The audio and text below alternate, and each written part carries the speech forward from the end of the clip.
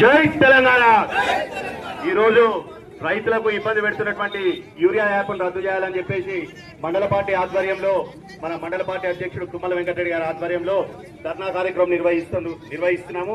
ఈ కార్యక్రమానికి విచ్చేసిన మాజీ జెడ్పీటీసీ మొగుల సీనన్న గారికి, అదేవిధంగా వివిధ గ్రామాల నుండి వచ్చిన సర్పంచ్లకు, మాజీ సర్పంచ్లకు, ఎంపీటీసీలకు మరియు వివిధ గ్రామాల నుండి వచ్చిన రైతులందరికీ కూడా పేరు పేరున పాదాభివందనం. మనం 2014 నుండి కేసీఆర్ గారు రైతుల గురించి ఆలోచన చేసి కాళేశ్వరం ప్రాజెక్టు కానీ, అదేవిధంగా ఎన్నికల హామీలలో లేనటువంటి రైతు బంధును కూడా ప్రతి రైతుకు 5,000 రూపాయలు ఎకరానికి అందిస్తూ దేశంలో ఎక్కడ లేని విధంగా రైతు బంధు కార్యక్రమాన్ని తీసుకురావడం జరిగింది. ఆ రోజు ఇదే నేటి ముఖ్యమంత్రి ఏం చెప్పిండు, అయ్యా నువ్వు 2 రోజులకి ఇస్తున్నావు, రెండు పంటలకే ఇస్తున్నావు, నేను 3 పంటలకు ఇస్తా, నువ్వు 5,000 ఇస్తున్నావు, నేను 7,500 ఇస్తా అన్నాడు. ఏమైంది? నమ్మినాం, మోసపోయినాం. ఒక్కసారి నమ్మినందుకు మనం ఏ రకంగా మోసం చేసిండు.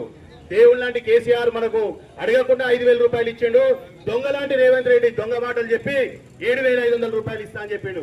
ఇప్పటి వరకు ఒక్కొక్క రైతుకు 8 ఎకరాలకు ఎన్ని వేలు ఎక్కొట్టాడు మన అందరు రైతులందరికీ కూడా తెలుసు.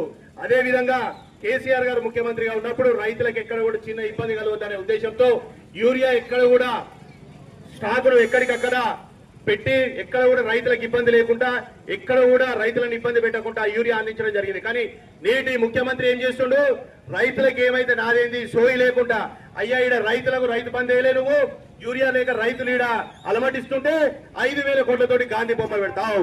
ఎవడు పెట్టావన్నా నిన్ను గాంధీ బొమ్మ? 5,000 కోట్లతోటి గాంధీ బొమ్మ పెడితే రైతులకు ఏమైనా ఉపయోగం అవుతుందా, లేకపోతే పబ్లిక్ ఏమైనా ఉపయోగం అవుతుందా? జనాలకు ఉపయోగపడే పనులు చేయండి అని మిమ్మల్ని ముఖ్యమంత్రిగా, ఎమ్మెల్యేలుగా గెలిపిస్తే మీరేం చేస్తున్నారు? మీ సొంత జేబులు నింపుకోవడానికి మీకు లాభం వచ్చే పనులు చేసుకుంటూ పోతున్నారు తప్ప ఎక్కడ కూడా మీరు రైతులకు ఉపయోగపడే పనులు ఎక్కడ కూడా చేయట్లేదు. అదేవిధంగా రైతులకు ఏ రకంగానైతే బాకీ ఉన్నాడో ఇప్పటి వరకు బాకీ ఉన్న రైతు బంధు నిధులను మొత్తం వెంటనే విడుదల చేయాలి.